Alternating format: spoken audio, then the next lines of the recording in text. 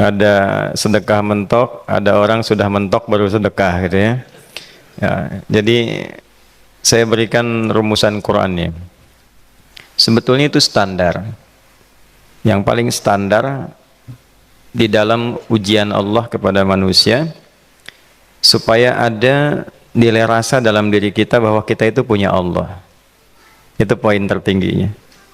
Nah, biasanya pada titik-titik tertentu oleh Allah itu dihilangkan semua potensi-potensi dari makhluk, sehingga kita bisa merasakan kenikmatan langsung untuk berinteraksi dan mendapatkan anugerah dari Allah. Itu titik tertingginya. Sambil contoh begini, Nabi Zakaria itu yang paling viral di Al-Quran, salah satunya divonis oleh manusia tidak akan mungkin punya keturunan. Secara klinis mustahil, karena istrinya divonis monofus dan mandul. Secara medis semua sudah angkat tangan. Tapi apa yang dilakukan? Nanti ini akan melahirkan rumus di Quran surah kelima Al-Ma'idah ayat 35. Nanti jadi rumus standar dari apa yang dialami oleh beliau ini.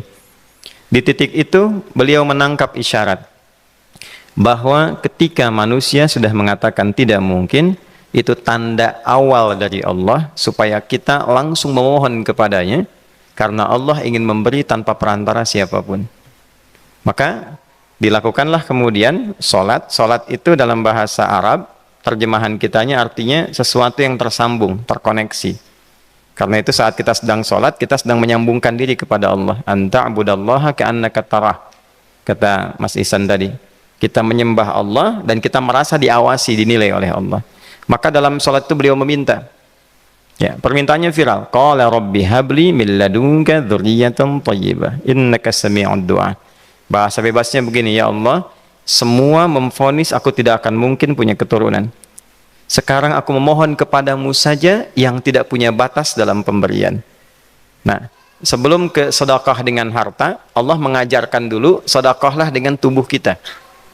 Karena tidak semua orang boleh jadi memiliki harta, tapi semua orang punya potensi untuk menggerakkan tenaganya untuk meminta. Oleh karena itu diletakkan sebelum harta itu sholat. Kenapa rukun Islam yang kedua sholat, selanjutnya zakat? Karena tidak semua orang bisa mengeluarkan harta. Kalau tidak ada satu pun mentok di harta, maka gunakan tubuh kita untuk menunaikan sholat. Itu rumus Nabi Zakaria. Maka beliau tunaikan di mihrabnya Maryam, minta ke Allah. Rumus kedua, sebut nama Allah, Asmaul Husna, sesuai kebutuhan kita. Jadi nggak harus 99. Misal, ini mau menuntut ilmu, sekolah, sebut ya Allah ya Alim, pemilik ilmu. Ada persoalan rizki yang ingin kita dapatkan, ya Allah ya Razak. Ada proyek, ada kegiatan yang kira-kira tantangannya tidak mudah, ya Allah ya Al-Fattah. Ini beliau minta karena divonis tidak mungkin, maka meminta kepada Allah dengan nama pemberian tanpa batas, namanya Wahhab. Disingkatnya Hab. Rabbi habli, ya Allah yang tak punya batas dalam pemberian. Mereka memvonis aku punya batasan, maka mohon anugerahkan darimu saja. Jika padamu belum sempat juga terkabul, maka mohon tunjukkan kepadaku dengan cara apa lagi aku mesti meminta. Maka dalam situasi mentok itulah kemudian turun langsung jawaban. Fanadathul malaikatu wa huwa qa'imun yusalli fil mihrab annallaha yubashshiruka bi Yahya. Tolong garis bawah ini. Orang-orang yang langsung memiliki kesadaran saat di titik paling krusial, terendah, dan kita merasa tidak punya apa-apa, lalu ada kesadaran kita punya Allah dan meminta, itu seketika nggak ada sekat, langsung dijawab seketika. Nah, karena itu biasanya di momen tertentu setiap kita itu pasti mengalami peristiwa itu, apapun bentuknya. Nah, itu kalau sudah sampai ke situ itu kode. Jadi di Islam tuh nggak ada pesimis, ya, tidak ada pesimis, dan jangan pernah melarutkan diri pada sebuah vonis sudah ini nggak mungkin, nggak akan dikabulkan. Nah, itu jebakan setan. Karena declare pertama iblis ketika melakukan kesalahan itu kalimatnya jelas. Ana khairum minhu khalaqtani min narin wa khalaqtahu ya min tin. Saya lebih hebat, lebih bagus. Allah nggak mungkin, sudah nggak mungkin ada ampunan lagi. Jadi diteruskan kesimpulan ini karena nggak mungkin katanya diampuni, ya sudah bermaksiat saja. Karena nggak mungkin dikabul, ya sudah pesimis saja. Padahal di titik itu Allah sedang membuka. Temukan kata itu, temukan hubungan itu, minta itu tanpa sekat. Maka seketika malaikat turun menyampaikan, doamu dijawab. Itu sedang berdiri, baru selesai doa, belum selesai sholat, belum salam. Turun malaikat mengatakan, Allah kasih kabar, kamu akan punya anak, langsung namanya dari Allah Yahya. Jadi Yahya itu pemberian Allah. Ya, pemberian Allah. Yahya artinya hidup.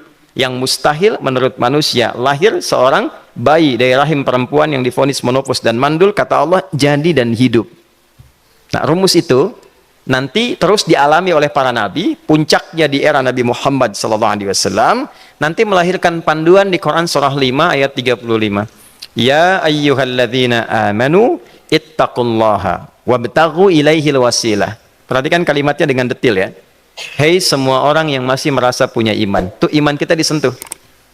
Jadi kalau mengalami persoalan di titik nadir, terendah, itu yang disoal oleh Allah imannya dulu. Kamu masih punya iman nggak? Orang beriman nggak mungkin pesimis. Orang beriman nggak akan putus asa. Orang beriman nggak akan bunuh diri.